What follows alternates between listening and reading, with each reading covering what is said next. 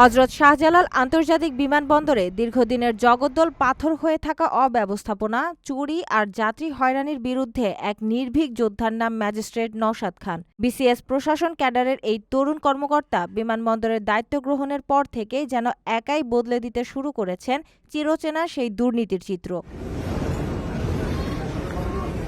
তার বিচক্ষণতা ও সাহসিকতা আজ বড় বড় সিন্ডিকেটের ভয়ের কারণ হয়ে দাঁড়িয়েছে। এর আগে যশোরে কর্মরত থাকাকালীনও তার জনবান্ধব ও সাহসী কর্মতৎপরতা প্রশাসনিক মহলে ব্যাপক আলোচনার জন্ম দিয়েছিল।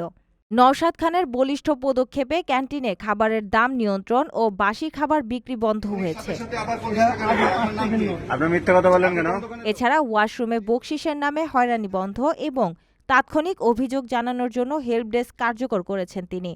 তবে তার সবচেয়ে প্রশংসিত কাজ হল লাগেজ হ্যান্ডলিং, কর্মীদের শরীরে বডি ক্যামেরা স্থাপন। এর ফলে প্রবাসীদের লাগেজ চুরির যেমন ভয় কমেছে, তেমনি স্বচ্ছতা নিশ্চিত হয়েছে। যদিও সততার এই পথ নওশাদ খানের জন্য খুব একটা মসৃণ নয়। সৎ মানুষকে দৌড়ানির ওপর রাখার প্রচলিত নিয়মে গত ৩ বছরে তাকে ৩-৪ বার বদলি হতে হয়েছে।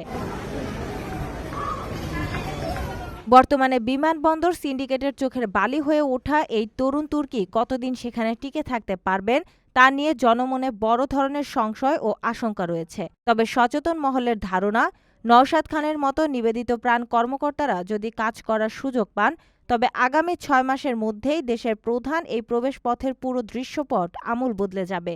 বাংলাদেশের উজ্জ্বল ভবিষ্যতের জন্য এমন সাহসী কর্মকর্তাদেরই এখন সবচেয়ে বেশি প্রয়োজন।